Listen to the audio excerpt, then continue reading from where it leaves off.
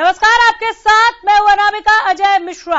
हरियाणा में आज कैबिनेट की बैठक हुई। बैठक में शीतकालीन सत्र को लेकर फैसला लिया गया। मुहर लगी है 17 दिसंबर की तारीख पर कि इस दिन से शीतकालीन सत्र की शुरुआत होगी।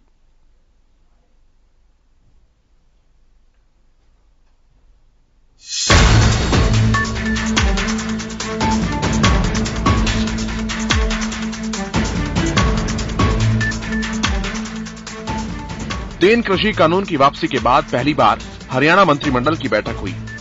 इसमें कैबिनेट के मंत्री मौजूद रहे। बैठक की अध्यक्षता सीएम मनोहर लाल ने की। 3:30 बजे शुरू हुई मीटिंग करीब 4:45 बजे समाप्त हो गई। मीटिंग में फैसला लिया गया कि विधानसभा का शीतकालीन सत्र 17 दिसंबर से शुरू हो जाएगा। 21 दिसंबर तक ये चलेगा। इस दौरान 18 और 19 दिसंबर को छुट्टी रहेगी, यानी सदन की कार्रवाई 3 दिन चलेगी।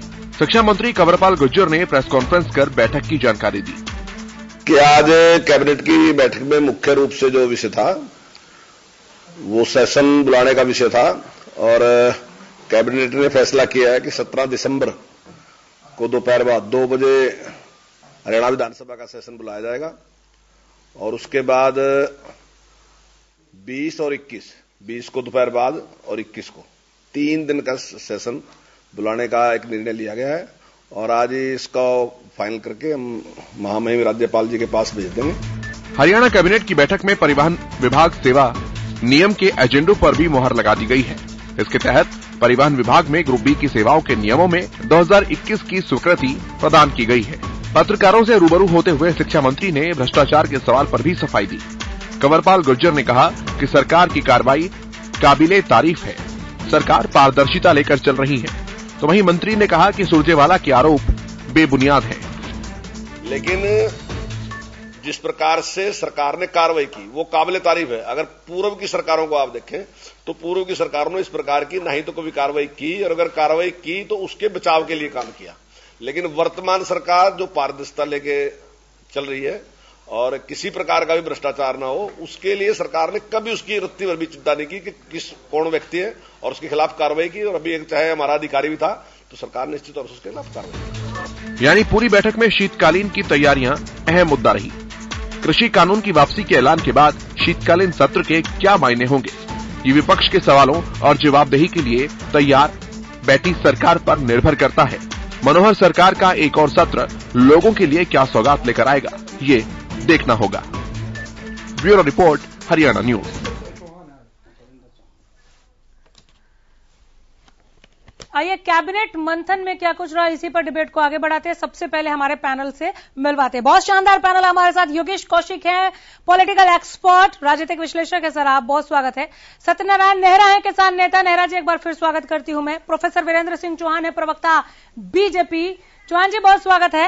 वेणु सिंगला है, प्रवक्ता कांग्रेस। वेणु जी, मैं आपका भी स्वागत करती हूँ। सुखबीर तंवर साहब है, प्रवक्ता इनेलो। नमस्कार सर, कैसे हैं तंवर साहब? आवाज मिल रही है? धन्यवाद। एक एक करके आ जाती हूँ। आज जो अहम फैसले लिए गए हैं कैबिनेट की बैठक में, उस पर शुरुआत क्यों ना चौहान जी के साथ कर दिया जाए। प्रोफेसर साहब, आज काफी गहन मंथन किया गया। शीतकालीन सत्र के लिए भी तारीख निकलकर सामने आ गई। कई अहम मुद्दों पर आप लोगों ने बातचीत की। जरा एक बार अगर आप रोशनी डालें। देखिए, मूलतः आज की जो कैबिनेट की बैठक है उसमें जो शीतकालीन सत्र विधानसभा का है उसकी तारीखें तय करने का, प्रस्तावित करने का अधिकार हरियाणा की मंत्रिपरिषद को होता है, किसी भी राज्य की मंत्रिपरिषद को होता है। वे तारीखें प्रस्तावित की गई। राज्यपाल महोदय की स्वीकृति के बाद सत्र आहूत कर लिया जाएगा और सत्र में सरकार पूरी तैयारी के साथ जाए। हमेशा की तरह निश्चित तौर पर उन सारे मसलों पर भी चर्चा हुई होगी। हरियाणा की वर्तमान सरकार, चाहे उसका प्रथम कार्यकाल हो चाहे दूसरा कार्यकाल हो, हमने हरियाणा विधानसभा को सकारात्मक चर्चा के, विमर्श के, मंथन के, बहस के मंच के रूप में और विधायी काम को हरियाणा के लोगों के हित में आगे बढ़ाने के मंच के रूप में, जो कि उसका वास्तविक स्वरूप है, आगे बढ़ाया है हमेशा। अधिक से अधिक समय चर्चा के लिए अलग अलग विषयों पर मिले, सबको बोलने का अवसर मिले और प्रजातांत्रिक तरीके से खुलकर मंथन हो हरियाणा की विधानसभा में। इस अंदाज में अब तक हमने विधानसभा चलाई है। इस सत्र में भी खुले मन से सरकार सदन के सम्मुख जाएगी, सदन में अपने कार्यों को रखेगी। जो प्रश्न, जो विषय, जो मुद्दे सरकार के विधायक, सरकार के मंत्रीगण और प्रतिपक्ष के हमारे मित्र वो सदन में रखेंगे, उन पर खुलकर चर्चा हो, ये सरकार का पहले दिन से विचार रहा है। हमारा स्वभाव संस्कार यही है। हम शीतकालीन सत्र को उसी भाव से उसकी तरफ बढ़ रहे हैं।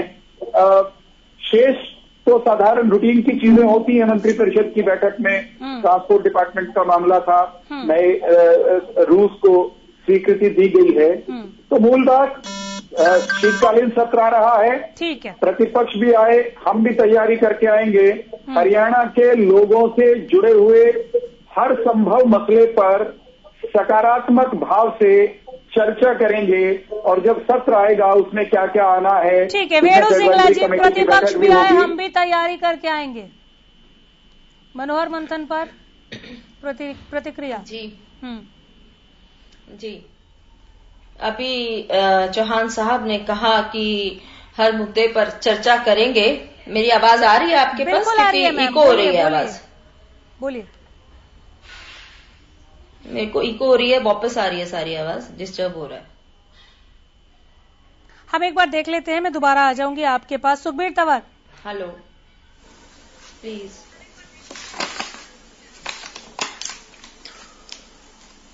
जी तंवर साहब, प्रतिक्रिया आपकी। आज कई अहम मुद्दों पर चर्चा हुई। 17 जी आवाज मिल रही है? बिल्कुल।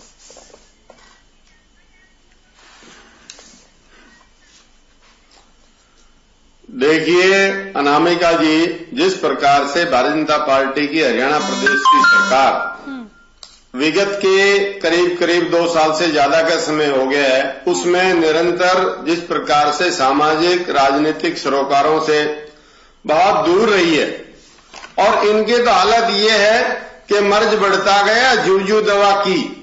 मैं तो आपके चैनल के माध्यम से कहना ये चाहता हूं, विधानसभा का सत्र बुलाया है, अब इनको कोई कोविड की भी आड़ नहीं मिलेगी। निसंदेह जिस प्रकार से लॉकडाउन में शराब का घोटाला हुआ, लॉकडाउन में रजिस्ट्री का घोटाला हुआ और सभी परीक्षाओं में पेपर लीक हुए, डॉक्टरों की भर्ती का घोटाला जो व्यापक मध्य प्रदेश में कभी हुआ था 12 साल तक भारतीय जनता पार्टी के शासन, मुझसे भी बड़ा घोटाला है और HCS तक के घोटाले के विषय आ रहे हैं। निसंदेह इंडियन नेशनल लोकदल इन सभी मुद्दों को हरियाणा विधानसभा में उठाएगी और इस सरकार का अतीत का और विगत में जो गठबंधन सरकार का विषय है, हम हरियाणा प्रदेश की जनता के सामने इन सभी विषयों को प्रमुखता के साथ रखेंगे। ठीक है, वेणु सिंगला जी, आवाज मिल रही है अब आपको? जी प्रतिक्रिया जी बताइए। हेलो। हाँ जी, प्रश्न कीजिए, मैं बीच में नहीं सुन पाई।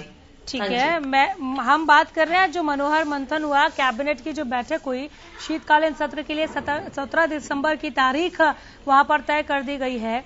हमारे साथ प्रोफेसर वीरेंद्र चौहान है जो कह रहे हैं कि प्रतिपक्ष भी आए अपने मुद्दे लेकर, हम भी पूरी तैयारी के साथ आएंगे। इस पर प्रतिक्रिया चाह रही हूं मैं कांग्रेस से।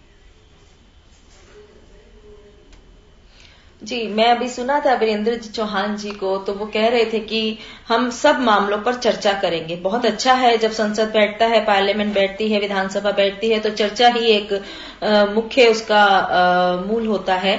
लेकिन केवल चर्चा तक ना रह जाएं, एक्शन में भी आए। हम यह कहना चाहेंगे कि जो किसान हमारे जो पिछले 1 साल से इस सरकार ने गुमराह करके उनको रखा और उनके साथ बहुत ही क्रूरता और बर्बरता दिखाई, आज मोदी जी गुरुपूरब वाले दिन उन्होंने उनको एक तोहफा दिया कि तीनों कृषि कानून वापस लिए गए। यदि यही एक मुख्य मुद्दा यहाँ पर होता है तो कृपया इसके ऊपर कुछ हल निकाला जाए, किसानों की समस्या को हल किया जाए। क्योंकि झूठ तो पिछले 1 साल से सरकार उनके साथ बोल रही है। मोदी जी ने कहा था एमएसपी था, एमएसपी है, एमएसपी रहेगा, तो आज तक भी किसानों को एमएसपी की गारंटी क्यों नहीं देते? अगर वो तीनों कृषि कानून वापस लेने को तैयार हैं तो एमएसपी की गारंटी क्यों नहीं लेते? केवल चुनावी रणनीति के तहत, या फिर यूं कहिए कि जो हमारे अब विधानसभा चुनाव 3-4 राज्यों में आने वाले हैं उसके दबाव में अगर आप ये कृषि कानून वापस ले रहे हैं तो आज भी लेकिन हमारा किसान मोदी जी पर विश्वास नहीं कर रहा। आज भी वो वहां बैठा हुआ है, उसको नहीं विश्वास है कि मोदी जी ने जो कहा है वो करके दिखलाएंगे। आप देखिए, भारत के प्रधानमंत्री की इस तरह की अगर छवि बन जाए तो हमें भी बहुत दुख होता है कि भाई इस छवि से बाहर आइए, कुछ करके दिखलाइए। क्योंकि देखिए, आप में बहुत ज्ञान है, हम मानते हैं, आपने बहुत ज्ञान की बातें की, बहुत सारे वायदे किए। Knowledge is power but action is super power. आप एक्शन में आइए, जो आप कहते हैं उसको करके दिखलाइए। आपने कहा था कि फरवरी 2022 तक किसान की आय हम दोगुनी कर देंगे। अब दोगुनी आय तो नहीं कर पाए, लेकिन जितनी थी वो भी आपने छीन ली। किसान आज केवल 27 रुपया प्रतिदिन की आय पर बैठा है। आप बताइए, आप किसान को कर्ज मुक्त होने की बात कर रहे थे, आज औसत किसान 74,000 देने के लिए। ठीक है, सत्यनारायण जी, वेणु सिंगला की बात में कुछ जोड़ेंगे या आप इत्तेफाक नहीं रखते उनसे? जी देखिए, इनकी बात से मैं इत्तेफाक नहीं रखता, क्योंकि आज जो मनोहर मंथन हुआ इसके ऊपर हम किसानों को बड़ी उम्मीद थी हरियाणा सरकार से कि किसानों के लिए कुछ तोहफा दे, लेकिन इस सरकार ने तो किसानों के बारे में आज कोई बात ही नहीं रखी। जैसे अभी देख लीजिए, तेलंगाना के अंदर किस तोहफे की उम्मीद थी? किसानों की सहायता के लिए, जैसे शहीद हुए हैं हमारे किसान भाई, उनके लिए कोई सहायता घोषणा करते, कोई नौकरी की घोषणा करते, लेकिन मनोहर सरकार ने इसके ऊपर कोई ध्यान नहीं दिया। इस वजह से किसान वर्ग को तो कोई मिला ही नहीं, वो तो बिल्कुल नाराज ही है इस बात से। हमें उम्मीद थी माननीय मुख्यमंत्री जी से कि वो कुछ ना कुछ हमें देते। जिस तरह माननीय प्रधानमंत्री जी ने तीनों कृषि कानून वापस ले लिए, लेकिन इन्होंने तो आज कोई बात ही नहीं रखी किसानों के ऊपर। तो इनका तो फोकस क्या रहा है कि भ्रष्टाचार हुआ है, फलाना आदमी गिरफ्तार करेंगे, उस पर कार्रवाई करेंगे। अरे किसानों के बारे में कुछ बात कीजिए। कितने किसान शहीद हो चुके हैं, किसान सड़कों पे सर्दी गर्मी बरसात में सड़कों पे भूखे प्यासे बैठे हुए हैं, लेकिन इनका कोई ध्यान ही नहीं है। आप देखिए, तेलंगाना के अंदर अभी 3 लाख रुपए प्रति किसान, मतलब जो आर्थिक मदद जो किसान शहीद हुए हैं उनको घोषणा की गई है। लेकिन हरियाणा सरकार ऐसा क्या चाहती है किसानों को? क्या ये किसानों को बिल्कुल भूखा नंगा देखना चाहती है, या ये सरकार ये चाहती है कि ये किसान शहीद हो जाएं ऐसे बैठे बैठे? इनका भी तो कोई फर्ज बनता है। ठीक है, योगेश कौशिक जी आप अपनी बात रखिए, उसके बाद में आ रही हूँ चौहान जी आपके पास। देखिए, मेरा मानना ये है कि भाजपा फ्लोर मैनेजमेंट में बहुत समझदार और शार्प है। तो फ्लोर मैनेजमेंट वो करना जानते हैं, नंबर 1। नंबर 2, अभी जो 3 दिन का जो सत्र है वो मेरे हिसाब से छोटा है। अब इसके बाद अब जो अभी सबको मैंने सुना उसमें मुझे चौहान साहब बड़े शालीन और अच्छी बात कहते हुए नजर आए, और जब कभी ऐसा मंच इन लोगों को मिलता है तो ये अच्छी बातें करते हैं शालीनता से, और अब अच्छा तरीका भी है ये, क्योंकि रूलिंग पार्टी है तो ये तो नहीं चाहेंगे कि कोई लड़ाई झगड़ा हो। ठीक है, तो मेरा थोड़ा सा यहाँ पे मतभेद नजर आता है जो अपोजिशन में बैठे हैं लोग, कि आप लोग अक्सर इनका ये तरीका होता है कि वो हाउस डिस्टर्ब हो गया, हाउस डिस्टर्ब करके बाहर चले गए, तो उससे नतीजे नहीं निकलते हैं। मैं बिल्कुल एकदम इस चीज का पक्षधर हूं कि जब आपको अलग अलग मंच मिले हुए हैं। जब आपको संघर्ष करना है तो संघर्ष के लिए अलग मंच है आपका, जब रोड पे उतरना है तो रोड पे उतरने के लिए अलग मंच है आपका, और जब आपको विधानसभा या पार्लियामेंट दिया जाता है तो उसका सही इस्तेमाल करके अपनी सही बातें रखनी चाहिए। आप जो बाहर रख रहे हैं वो सामने रखिए, जनता के बीच में जाएंगी वो बातें भी, ऐसा नहीं वो जनता के बीच में नहीं जाती हैं।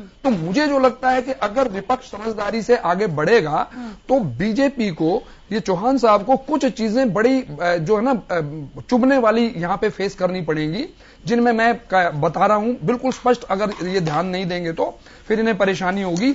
मोदी जी ने यहां पे कह दिया कि हम 3 कानून वापस ले रहे हैं, आज उसकी प्रक्रिया शुरू हो गई है, और उसमें कैबिनेट की मीटिंग होने के बाद वो आगे का प्रोसेस शुरू हो गया है, और 19 तारीख को वो पार्लियामेंट में रख दिया जाएगा, ऐसा ये कह रहे हैं। तो 19 में जब वो रख दिया गया तो उसके बाद कॉज ऑफ एक्शन जितने भी हैं, जैसा कि अभी किसान नेता कह रहे थे नेहरा साहब, उसमें कॉज ऑफ एक्शन में जो जो प्रॉब्लम्स आई हैं, जैसे 750 के करीब शहीद हुए हैं, पुलिस ने जो है मुकदमे दर्ज किए हुए हैं, तो उन मुकदमों की वापसी होगी और वो बिना इनकी डिमांड के अगर ये कर दें तो इनका हाथ ऊंचा रहेगा और अच्छा भी लगेगा। एक शालीनता का मेरे ख्याल में तकाजा यही रहेगा। और अगर मान लो विपक्ष को ये मौका दे देते हैं, विपक्ष बात उठाता है, फिर लड़ाई होती है, किसानों के साथ जुटे रहते हैं और उसके बाद अगर ये वापसी करते हैं या वापस करेंगे तो फिर विपक्ष को और इनको उनको ना थोड़ा सा एक और अच्छा मौका मिल जाएगा कि देखो तो हमारी वजह से हुआ है। तो मुझे लगता है कि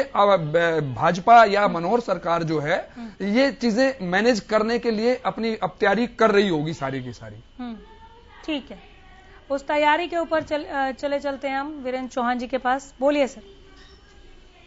देखिए अनामिका जी, मैं सबसे पहले वेणु जी ने जो वीणा बजाई है यहाँ पर, उस वीणा पर कुछ सवाल खड़े करना चाहता हूँ और मैं मुस्कुराते मुस्कुराते चाहूंगा कि वो सवाल खड़े करूं। वेणु जी कह रही हैं कि भारतीय जनता पार्टी के शासनकाल में किसान की आमदनी इतने रुपए प्रतिदिन है, इतने रुपए मास है, इतने रुपए साल है। वेणु जी, आपकी पार्टी दशकों तक हमारे सत्ता में आने से पहले शासन में थी। ऐसा लगता है कि किसान की आमदनी उस दौर में आज से 50 गुना ज्यादा थी। फिर वही ढोल बजाना चौहान जी बीच में नहीं बोल रहे थे। मैम रुकिए तो, रुकिए, पूरा वक्त है, अभी केवल 19 मिनट हुए, रुकिए ना वेणु जी। वेणु जी राज दिया हुआ है। वेणु जी रुक जाइए, आप ही के पास आ जाऊंगी सबसे पहले मैं। आप पहले सुन लीजिए, वो एक एक करके आपके बाद भी वो सबको जवाब देंगे, फिर भी मैं सबसे पहले आपके पास आ जाऊंगी। ऐसे दर्शकों को समझ नहीं आता। चौहान जी पूरा करें। वेणु जी की वीणा के अनुसार भारत का किसान कांग्रेस के राज में आज से 100 गुना आमदनी प्रति माह प्रति वर्ष के हिसाब से पा रहा था। वेणु जी की वीणा के अनुसार कांग्रेस के राज में जो लाखों किसान आत्महत्या कर गए, उन्होंने खुशी खुशी आत्महत्या की थी क्योंकि मनमोहन सिंह ने, उनसे पहले के प्रधानमंत्रियों ने किसानों की आय जो है इतनी ज्यादा बढ़ा दी थी कि वे मारे खुशी के लाखों किसानों ने इस देश के, खासतौर पे मध्य भारत में, विदर्भ में वो खुदकुशी कर ली थी।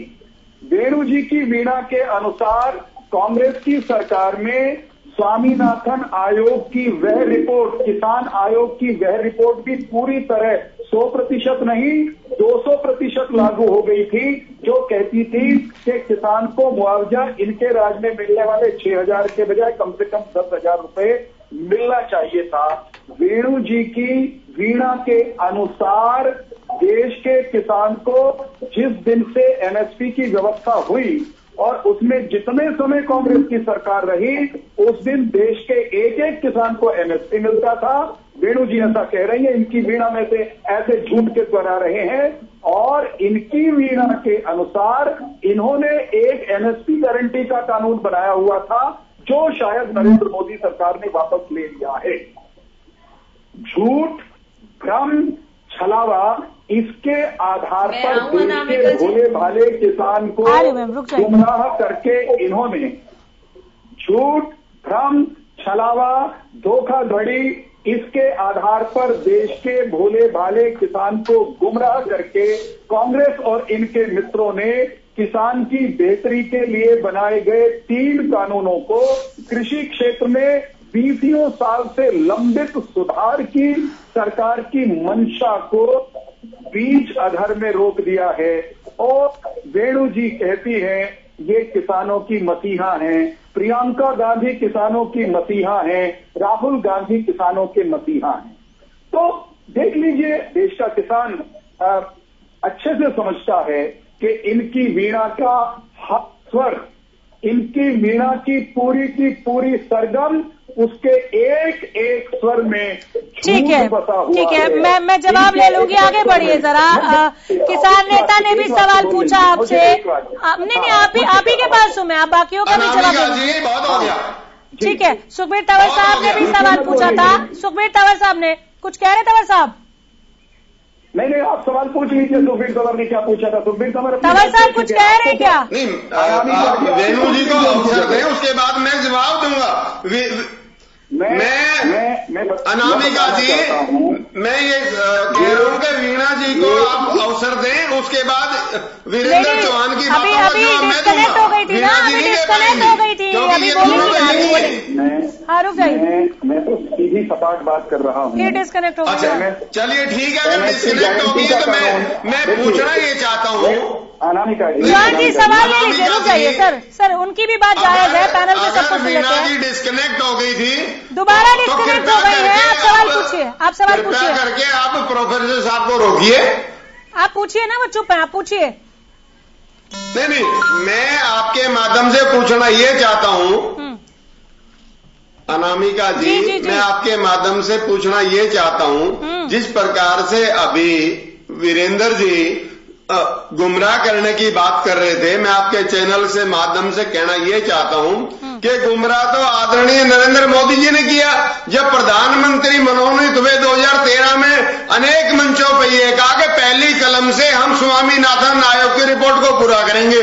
वो C2+50 का फार्मूला आखिर कहां चला गया? निसंदेह वो C2+50 का फार्मूला जो पूंजीपतियों की जेब में चला गया, उनकी तिजोरी में चला गया। इसके अलावा जिस प्रकार से 1/1/2022 को जो किसानों की आय दुगनी करने का विषय था, उस पर वीरेंद्र जी जवाब दें। और जिस प्रकार से 1 साल तक 22 जनवरी से और जब तक के नरेंद्र मोदी जी ने ये नहीं कहा कि हम इनको वापस लेते हैं, आखिर वो कहते थे कि एक फोन कॉल दूर है। इसमें पूरी सर्दी भी आई, इसमें पूरी बारिश भी आई, भयंकर गर्मी भी आई। आखिर इनका कहीं कोई किसानों के प्रति कोई संवेदनशीलता थी क्या नहीं थी? आज ये चुनावी राजनीति के दृष्टि से इन कानूनों को वापस लेते, मैं तो धन्यवाद करता हूँ कि मैं ले लेती हूँ इनका जवाब, लेकिन आज की बैठक से रिलेटेड कोई सवाल नहीं। 3 दिन का शीतकालीन सत्र आपको काफी लग रहा है। मैंने प्रथम व्यक्ति में बता दिया, लेकिन जिस प्रकार से बड़ी बड़ी वीरेंद्र जी बात कर रहे हैं, उस बात की बात का मैं जवाब दे रहा हूँ। 3 दिन का शीतकालीन सत्र आपको पर्याप्त लग रहा है? तंवर साहब नहीं, 3 दिन का शीतकालीन सत्र पर्याप्त नहीं है। इनको कम से कम 1 सप्ताह का शीतकालीन करना चाहिए सत्र, और उसमें सारी बात होनी चाहिए। जिस प्रकार से इन्होंने 2 साल में इस प्रदेश को लूटा है, अनेक बार अनेक विषय इसमें साबित हो चुके हैं। और जिस प्रकार से व्यापक मध्य प्रदेश की पुनरावृत्ति हुई है, जो HPSC और SSC के मामले में और सारी की सारी भर्तियों में जो बिना खर्ची पर्ची की बात करने वाले लोग हैं, और जिस प्रकार से करोड़ों रुपए का आदान प्रदान इनकी सरकार के नाक के नीचे हो रहा है, आज इस प्रदेश की जनता जानना चाहती है आखिर इन्होंने क्या कहा है। रुक जाइए, वेणु जी से जवाब ले लेते हैं जरा। वेणु जी, आपने जो सवाल पूछे थे उसका बहुत ही इत्मीनान से और बहुत समय लेते हुए चौहान जी ने जवाब दिया, कुछ कहेंगी? बिल्कुल, बहुत अच्छा सुर ताल बनाया उन्होंने वेणु जी की वीणा। मुझे बहुत अच्छा लगा कि वेणु जी की वीणा ने ये कहा, लेकिन वेणु जी की वीणा केवल एक बात कहती है कि empowering farmer is equal to empowering nation. आप अपने किसान को एम्पावर कर देंगे तो हमारा पूरा मुल्क एम्पावर हो जाएगा, हमारा पूरा मुल्क स्ट्रांग हो जाएगा। लेकिन ये बात आप नहीं समझ पाएंगे, क्योंकि आपने जो एम्पावर करना है वो केवल अपने जो आपको चुनाव लड़वाएंगे, आपके अडानी, आपके अंबानी, आपने उनको एम्पावर करने की बात को लिया हुआ है। मैं अभी आपका एक सवाल का जवाब दूंगी जो आपने बोला। आप बात ले जाते हैं कांग्रेस तक। एक बारी पहले आप अपनी लाइन में आइए, फिर मैं बताऊंगी कि कांग्रेस ने क्या किया और कांग्रेस ने क्यों नहीं किया। देखिए कि आप ही की पार्टी के लोग कहते थे जब हमारे किसान भाई आंदोलन में थे कि ये किसान ही नहीं है, अगर आपको याद होगा।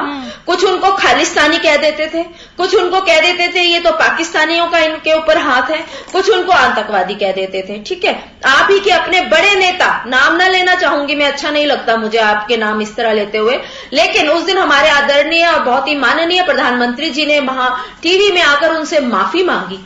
किससे माफी मांगी? आतंकियों से माफी मांगी, खालिस्तानियों से माफी मांगी, पाकिस्तानियों से माफी मांगी, या हमारे किसान भाई से माफी मांगी? पहले तो आप यह क्लियर कीजिए।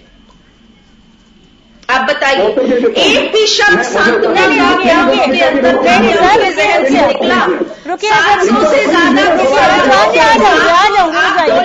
बात तो पूरी हो जाने दीजिए, उनकी बात पूरी हो जाए। 700 से ज्यादा बोलने नहीं दिया था सर, रुक जाइए ना, 2 और 700 से, हाँ पूरा कीजिए, जल्दी पूरा कीजिए वेणु जी। 700 से ज्यादा हमारे किसान भाई हमारे किसान भाई शहीद हुए, आपके मुख पर एक बार भी उनके लिए सांत्वना का एक शब्द आया? मुआवजा देना तो बहुत दूर की बात है, आप तो एक दिल से माफी भी नहीं हो रहा है। रेणु जी आप बताइए कि थोड़ा आज की बैठक पे भी आइए ना मैडम, आज की बैठक पे भी आ जाइए, इसका जवाब आगे बात, मैं बिल्कुल आज की बैठक की भी बात करते हैं। बिल्कुल, और अगर ये जो जीत हुई है ना, ये जो जीत हुई है आज, में किसकी जीत हुई है? सच्चाई के साथ साथ आज विपक्ष की जीत हुई है। आप देखिए कि कांग्रेस पहले दिन से किसानों के साथ कंधे से कंधा मिलाकर खड़ी थी। अगर आपको याद हो 31 दिसंबर की रात को जब किसान भाई वहां ठिठुर रहे थे सर्दी में, तो हमारी बहन कुमारी शैलजा जी जो प्रदेशाध्यक्ष है, वो उनके बीच उन्होंने वो 31 दिसंबर में आपके नेता पार्टीज कर रहे थे। साल साहब को भी बैठक पूछना पड़ा कि 3 दिन का शीतकालीन सत्र पर्याप्त है। ये भी तो मुझे कांग्रेस को भी पूछना पड़ेगा कि 3 दिन का शीतकालीन सत्र पर्याप्त है? वेणु जी 3 दिन का सर आगे ना एक बैठक, बिल्कुल आप आगे बात करेंगे। 3 दिन आप देखिए कि एक मुद्दा ये रहेगा जो मुख्य रहेगा। उसके बाद अगर हम जो आज बात की एचपीएससी के जो हमारे जो सिलेक्शन हुई है, जो एचपीएससी में जो घोटाला हुआ है, आप अगर बैठक की बात करती हैं, दूसरा मुद्दा तो एचपीएससी की घोटाला जो हुआ है। आप ये बताइए कि आपके राज्य में जो इतनी नकल हो रही है भर्तियां और जो एक नाजायज भर्तियां हो रही है, क्या सही है वो? ठीक है, जवाब दीजिए। जो नाजायज भर्तियां आपके राज में आपके अधिकारी कर रहे हैं, क्या सवाल पहुंच गया है? सवाल पहुंच गया, सवाल पहुंच गया है, सवाल पहुंच गया, जवाब लेने दीजिए मुझे। और 2 गेस्ट बैठे हुए हैं यहाँ पर, किसान नेता भी हैं, विश्लेषक भी, उनके पास भी जान। रुक जाइए चौहान जी, जल्दी।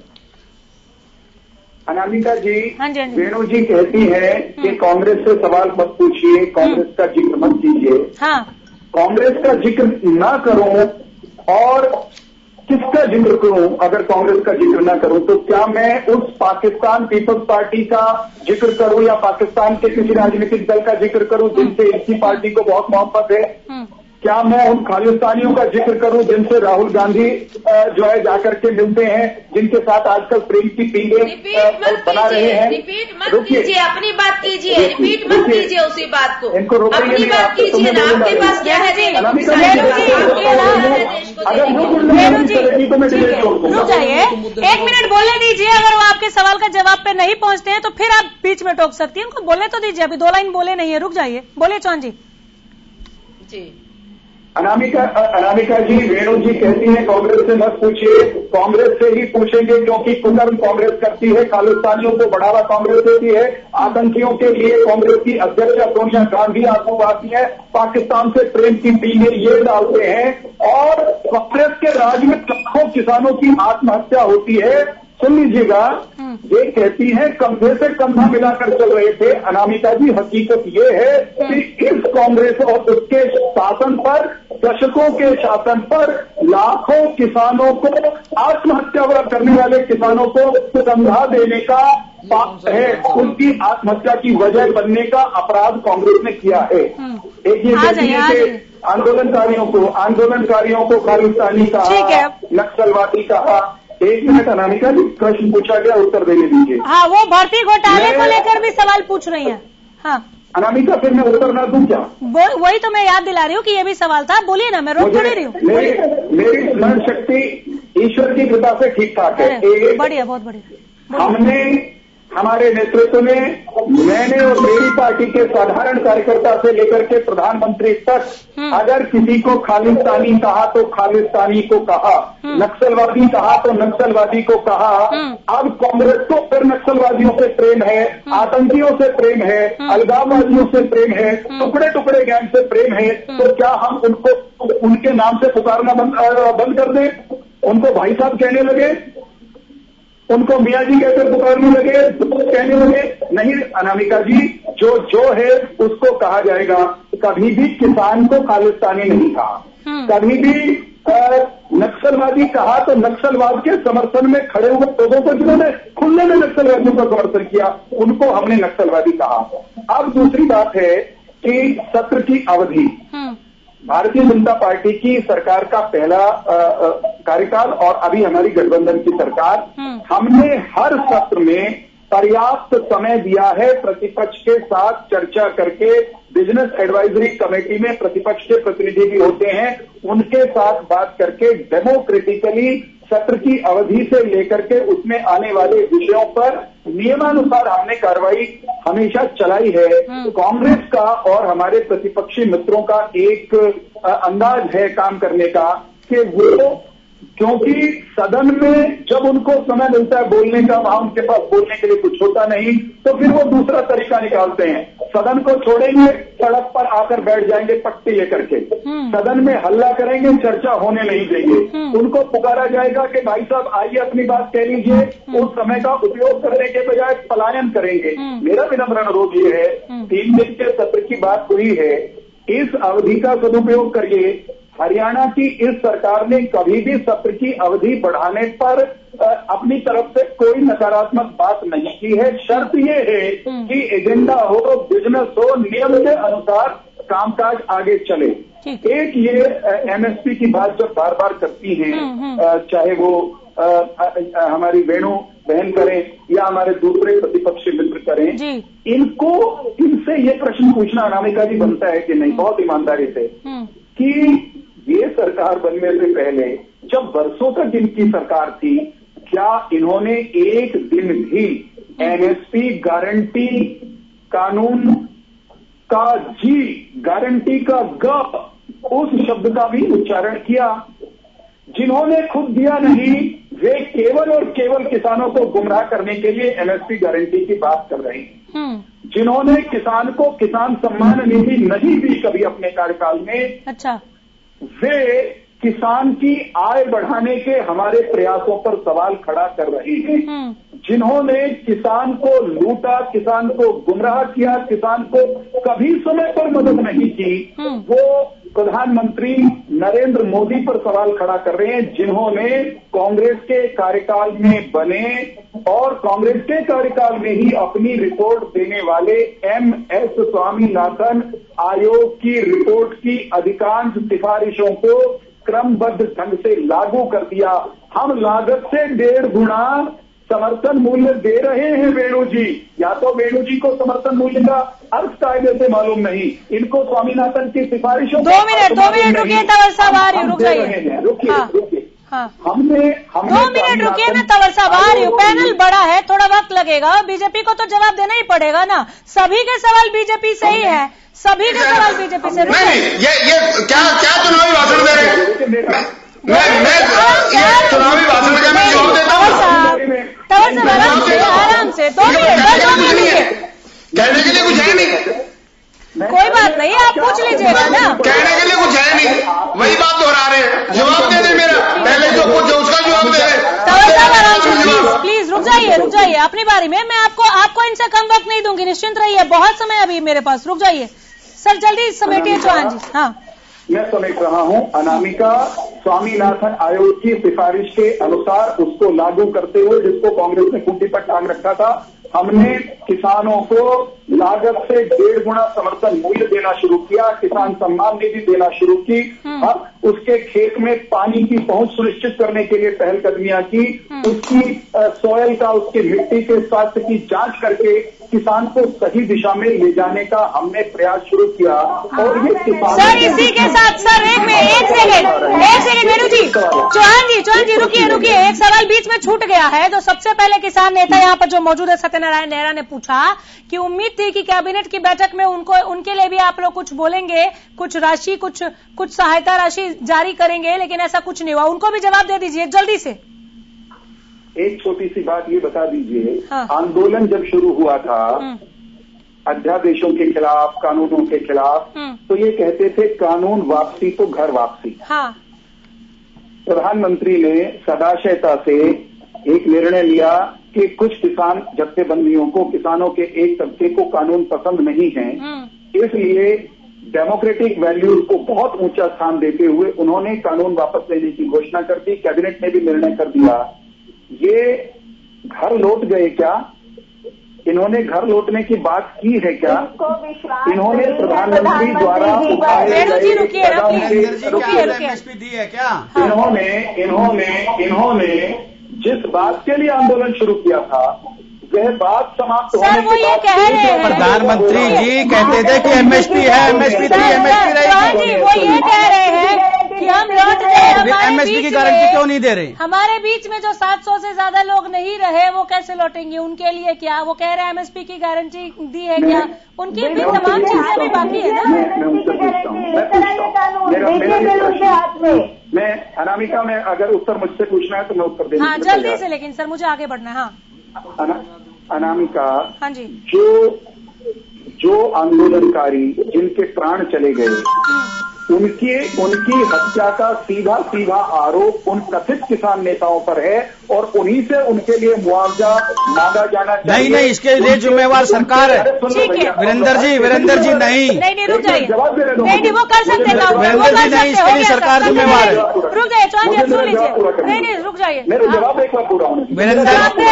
वीरेंद्र जी आपने तो कह दिया कथित किसान नेता। वीरेंद्र जी, किसान नेता बिल्कुल जिम्मेवार नहीं है, क्योंकि आपकी सरकार जो है ये 3 कृषि कानून लाए, ये थोपा है। सुन लीजिए, जहाँ इतना वक्त दिया एक लाइन और सुन लीजिए। ये 3 कृषि कानून किसानों पे थोपे हैं और अब वापसी ले लिए। मेरा जी आप ही के पास आ रही हूँ, बस एक सेकंड रुक जाइए। हाँ चौहान जी, एक लाइन बोला आपने। देश के भोले भाले किसानों को गुमराह करके दिल्ली के आसपास धरनों पर दिखाने वाले लोग, बिलों के बारे में गलत भ्रांत बातें करके उनको मृत्यु की कगार पर ले जाने वाले लोग, वो कथित किसान नेता हैं, उनकी मृत्यु के जिम्मेदार, इनको हिसाब देना पड़ेगा। लोग इनको आगे आना चाहिए। वीरेंद्र जी, इस पर स्पष्ट है आपकी सरकार किसानों को, बस 1 मिनट, जो किसान शहीद हुए हैं उनकी जिम्मेदार सरकार है, क्योंकि आप ये जो बिल लाए हैं किसानों पे थोपे हैं। ये अगर बिल नहीं आते तो किसान आंदोलन क्यों करते? आप ये बिल लेके आए जिसको आप खेती को, किसानों को खत्म करना चाहते थे। किसानों ने आंदोलन किया, सर्दी गर्मी में बैठे, सड़कों पर बैठे भूखे प्यासे, और वो शहीद हो गए। लेकिन आपकी सरकार क्या कहती है? उल्टा किसानों के ऊपर कहती है आप उन शहीदों को नहीं। वीरेंद्र जी, आप शहीदों की सहायता करने की बजाय आप तो उल्टा किसानों पे कर रहे हैं। आपकी सरकार शहीदों को सम्मान राशि नहीं देना चाहती।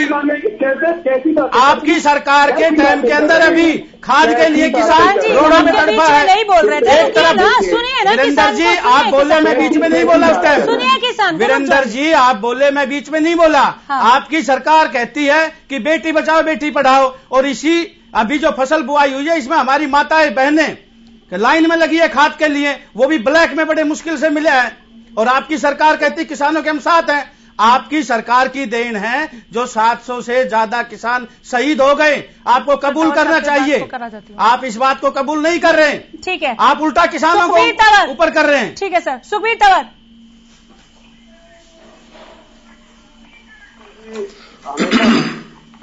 अनामिका जी, जिस प्रकार से वीरेंद्र जी हमेशा भाषण की कला में पारंगत प्रतीत होते हैं, बेहद दुर्भाग्यपूर्ण है। जब भी कोई बात होती तो हमेशा पाकिस्तान पर केंद्रित कर देते हैं, चीन के खिलाफ कभी कुछ नहीं बोलते। मैं कहना आपके चैनल के माध्यम से ये चाहता हूं, जिस प्रकार से इलाहाबाद के चुनाव में भाजपा, जसपा, लोपा और कांग्रेस एक हो गए थे, लेकिन फिर भी इलाहाबाद की हरियाणा प्रदेश के किसान ने जिस प्रकार से इनको मजा चखाया वो इनको पता होगा। दूसरी बात, ये अभी जो बात कर रहे थे, निसंदेह ये काले कानून थे।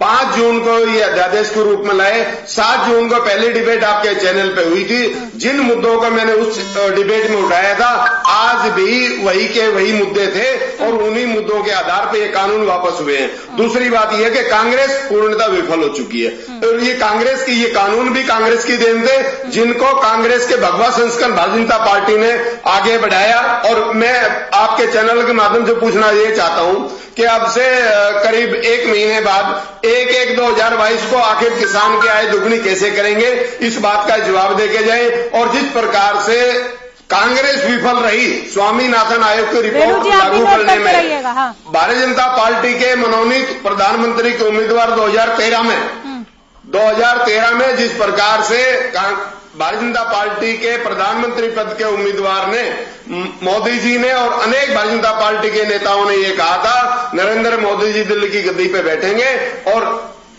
स्वामीनाथन आयोग की रिपोर्ट को पहली कलम से लागू करेंगे।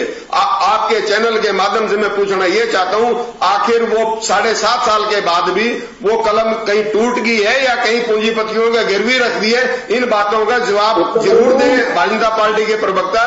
और जिस प्रकार से अनेक नियमितताएं प्रदेश में रही है अतीत में भी और आज भी, और जिस प्रकार से अभी कांग्रेस जो किसान नेता भी बात कर रहे थे, बोलिए बोलिए। नहीं, आप अनामिका जी मेरी बात समाप्त नहीं हुई।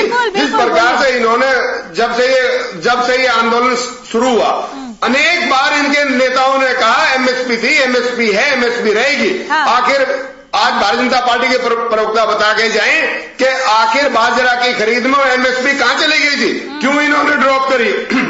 इसके अलावा जिस प्रकार से रबी की बुआई के दौरान जिस प्रकार से डीएपी की किल्लत रही और बिना डीएपी के भी अन्नदाता को अपनी फसल बोनी पड़ी, और आज जिस प्रकार से यूरिया की भी किल्लत चल रही है, आखिर इसके जिम्मेदार कौन है? निसंदेह भारतीय जनता पार्टी का तो वही विषय जो 1998 में आया था, भारतीय जनता पार्टी का देखो खेल, खा गई घंटा पी गई तेल, ये वही लोग हैं, ये काला बाजारी को बढ़ावा देने वाले लोग हैं। और आज इस प्रकार से इस प्रदेश में खाद की किल्लत है, निसंदेह भारतीय जनता पार्टी के जो इतनी काला बाजारी वाली सोच है उसी का ये प्रतीक है। ठीक है, कौशिक साहब आप अपनी बात रखें। देखिए, मैं सबको सुना आपने और मैंने इसीलिए वक्त लिया ताकि मैं बाद में आऊं विश्लेषण पर। हाँ, मैं ना बड़ा अजीब तरीके से देखता हूं डिबेट को। इसको आपने किस मामले में शुरू की थी, अब डिबेट चली कहां गई है? चलो चली गई, हो रही थी। हाँ, अब चली गई है, अब चली गई है तो अच्छी बात है। मैं बिल्कुल स्पष्ट एक बात करता हूं कि अदानी और अंबानी वो लोग हैं जो आजादी के बाद जो है पैदा हुए हैं। ये पहले आजादी से पहले के इंडस्ट्रियलिस्ट नहीं है। अब होता क्या है कि वो रातों रात रईस होते हैं और कोरोना काल आता है, उसमें उनकी आय इतनी बढ़ जाती है कि आप सोच भी नहीं सकते, और एक आम आदमी बेचारा भूखा मरता है।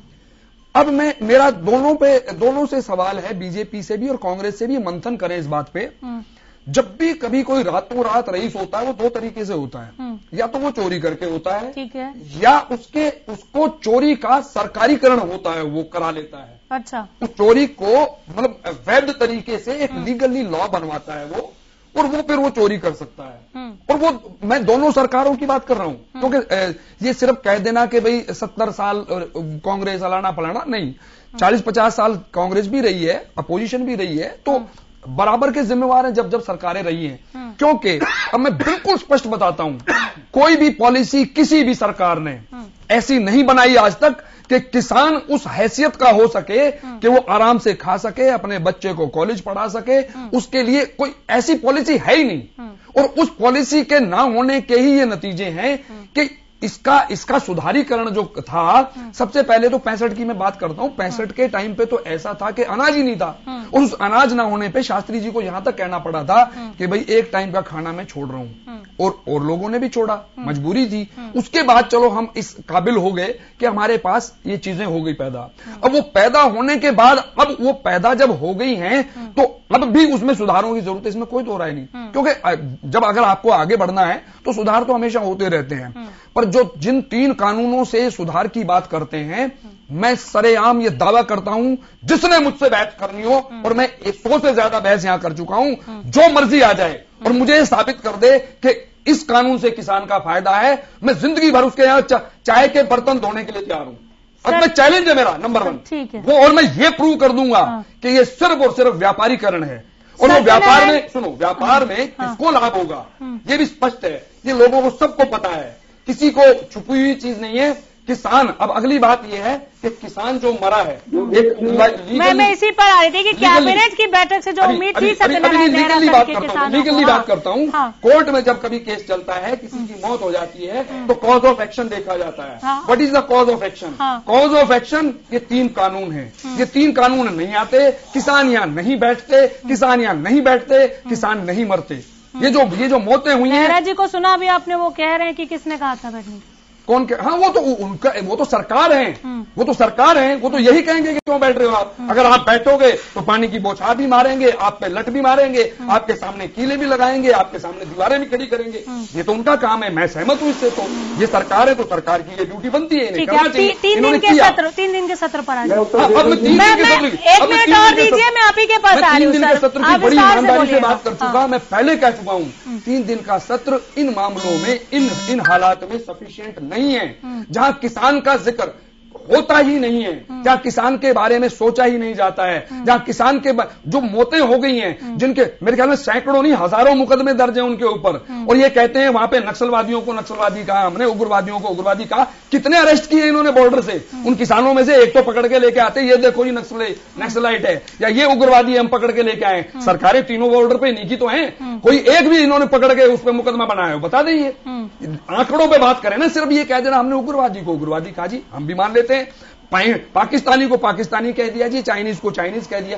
चाइना का नाम नहीं लेंगे बिल्कुल नहीं। चाइना से इतना क्यों डरते हैं? वो डर इनके 2 हैं। नंबर 1 तो चाइना के गलबैया जो कर चुके हैं उसको वापस कैसे करेंगे, दूसरे चाइना का नाम लेके इनको वोट का फायदा नहीं होना, पाकिस्तान का नाम लेके वोट का फायदा जरूर होता है। ठीक है, जवाब ले लेते हैं चौहान जी। देखिए, हमारे तंवर साहब पहली कलम ढूंढ रहे हैं। हाँ।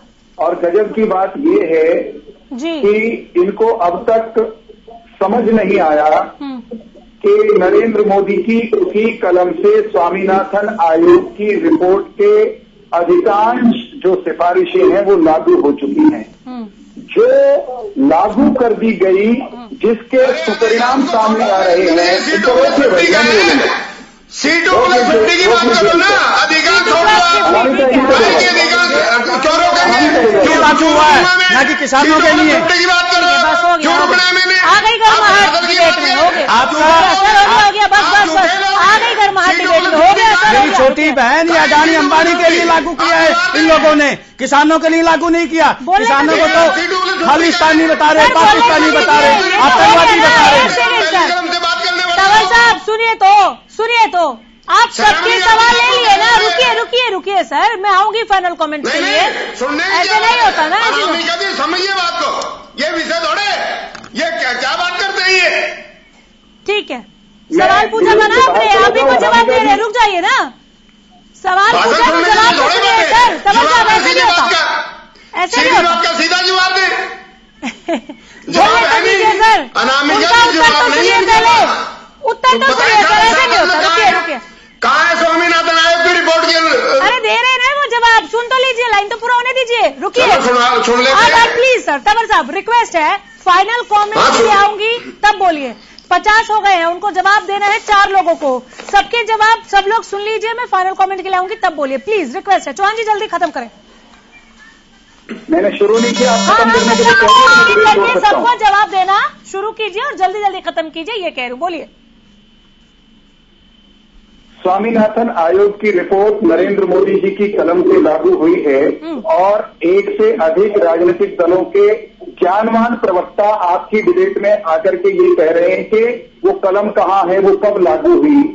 इसका अर्थ ये है कि ये या तो जानते नहीं, और अगर जानते हैं तो इतने झूठे ये झूठ बोल रहे हैं। C2 प्लस 50 की सर, एक सेकंड चाहिए, इनको जो आपत्ति है वो सुन लीजिए। C2 प्लस 50 पे वो जवाब मांग रहे हैं सर, आप C2 प्लस 50 पे ही बोल दीजिए ना, छोड़िए। C2 प्लस 50 पे जवाब दे दीजिए, वो शांत कहाँ चली गई? आप बताइए, वीरेंद्र जी आपके पास एक सेकंड आराम से भी हम आपस में बात कर सकते हैं। रुकिए ना, अनामिका लगत बदतमीजी सहन कर रही है, मैं विवश नहीं हुआ इनकी बदतमीजी सहन करने के लिए। कौन बदतमीजी सहन कर रहा है सर? ये इस मंच पर कोई बदतमीजी कर ही नहीं सकता।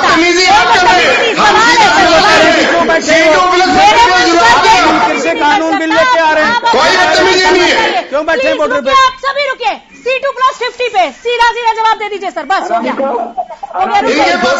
कुछ नहीं है। अरे सर जी रुकिए तो, तंवर साहब बोलने तो दीजिए। आप तो हेल्प कर रहे हैं उनको जवाब न देने के लिए, आप मदद कर रहे हैं तंवर साहब।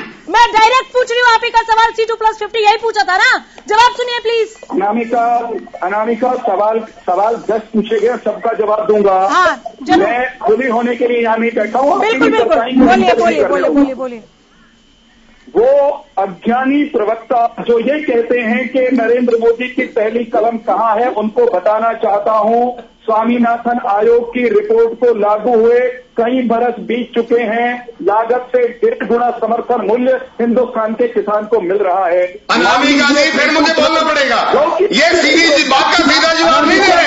यहाँ विषय C2+50 है, आप सवाल की बात कर रहे हैं। वीरेंद्र जी, आप जवाब दीजिए जो हमने सवाल किया। आप झूठ बोलने का पुलिंदा कर रहे हैं। बिल्कुल, आप तो आरोप लगा रहे हैं किसानों के ऊपर। किसान सड़कों पर बैठे सर्दी के महीने के अंदर।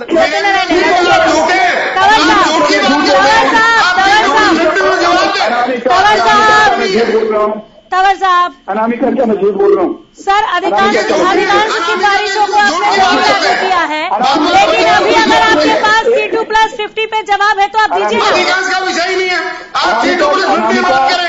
अधिकांश आप दोनों प्लीज एक एक करके बोलिए प्लीज। मैं दोनों को नहीं सुनूंगी, प्लीज एक एक करके बोलिए। ऐसे नहीं होता है, मेरा उत्तर देने का हक है कि नहीं? सर जल्दी समेटिए। C2+50 वो 50 बार पूछ चुके, उसी पर बोल लीजिए ना। अगर अनामिका मुझे बोलने नहीं दे रहे हो आप और फिर मुझे कह रहे हो कि खत्म करिए, मैं फिर दोहराता हूँ, C2+50 लागू करने का मैंने दावा किया है क्या? मैंने ऐसा कहा है क्या लागू कर दी? मैं कह रहा हूँ 99% स्वामीनाथन की सिफारिश लागू हो गई। इन झूठों से मनवाइए कि लागू हो गई, ये मान नहीं रहे। एक बात योगेश जी ने की, उसका उत्तर देना बहुत जरूरी है। योगेश जी कहते हैं आपके पास प्लीज तो बाकियों को सवाल पूछा है, शांति के साथ जवाब का इंतजार कर रही है, मुझे वाइंड अप करना पड़ जाएगा। इस तरीके से डिबेट आगे नहीं बढ़ेगी प्लीज। अनामिका मुझे उत्तर देंगे। हाँ, कौशिक साहब का जवाब। अनामिका, योगेश जी ने बहुत मधुर शब्दों में ये कहा कि अडानी और अंबानी रातों रात बहुत धनी हो गए। 50, 60, 70 साल में आजादी के बाद पैदा होकर के ये बड़े उद्योगपति बने, अडानी, अंबानी या और कुछ ऐसे नाम भी होंगे देश में। इनको वो योगेश जी को 50, 60, 70 साल रातों रात लगते हैं। एक तो ये बड़ी हास्यास्पद बात है। दूसरी बात ये कि भारतीय जनता पार्टी की सरकार तो 2014 में आई। अडानी, अंबानी या उनके जैसे काश की कैबिनेट बैठक पर ये ज्यादा बातें हो जाती है आज। नहीं, वीरेंद्र कैबिनेट बैठक में बहुत कोशिश की, लेकिन आप लोग बहुत बुरे हुए हैं, आप सभी ने घुमा दिया। नहीं, कौशिक साहब खत्म कीजिए। हो गया सर, डिबेट खत्म हो गई सर, डिबेट खत्म, डिबेट खत्म हो गई सर। माफी चाहूंगी, मैं दोबारा जुड़ जाऊंगा। कौशिक साहब, मैं जवाब दे देता हूँ। नहीं, जवाब नहीं, समाप्त कीजिए। हाँ, मैं समाप्त कर रहा हूँ। हाँ। स्वामीनाथन रिपोर्ट की एक सुप्रीम कोर्ट में बीजेपी ने लिख के दे रखा है, हम इसे लागू नहीं कर सकते। एमएसपी ये लागू नहीं करेंगे, जबकि डिबेट में हर बार ये मेरे सामने मान के गए थे कि हाँ एमएसपी होनी चाहिए। उसके अलावा ये जिम्मेवार कांग्रेस को बताते हैं। मैं भी मानता हूं कांग्रेस भी जिम्मेवार है, लेकिन उससे बड़ी जिम्मेवार बीजेपी है। आज के दिन सरकार में बीजेपी है, जवाबदेही सरकार की बनती है। जिम्मेवार कौन है पहले तय ही हो जाए, पहले आप लोग तय कर लीजिए। नहीं सर, मैं नहीं रुक सकती। नहीं सर, मैं नहीं रुक सकती। मैंने आप लोगों के बहुत आग्रह जोड़ लिए कि आप लोग एक दूसरे को जवाब दीजिए। बहुत शुक्रिया सर। हिम्मत 20 सेकेंड दे दो, बोलिए। योगेश बाबू कहते हैं कोरोना काल में लाखों लोगों को भूखे मरने के लिए छोड़ दिया। हाँ। 80 करोड़ भारतीयों को सरकार ने लगातार निःशुल्क अन्न दिया है और योगेश कौशिक जी भूखे इस बात पे हमें शर्म आनी चाहिए। नहीं लौटना है, क्योंकि सभी ने अपनी अपनी तैयारियां की है कि क्या बोलना है। आप पर आकर बहुत कोशिश की गई इस डिबेट को डिरेल करने की। कमाल, चलिए बहुत शुक्रिया आप सबों का यहाँ पर आने के लिए। बार बार कहने पर भी डिबेट के ट्रैक पर ना रहने के लिए भी बहुत बहुत शुक्रिया। सवाल का गोलमोल जवाब जो मिला है पता नहीं सवाल का जवाब नहीं था किसी के पास एक दूसरे का, या फिर जानबूझकर बच निकलने की कोशिश थी। लेकिन मजा नहीं आया आज की डिबेट में, बिल्कुल ईमान से। नमस्कार।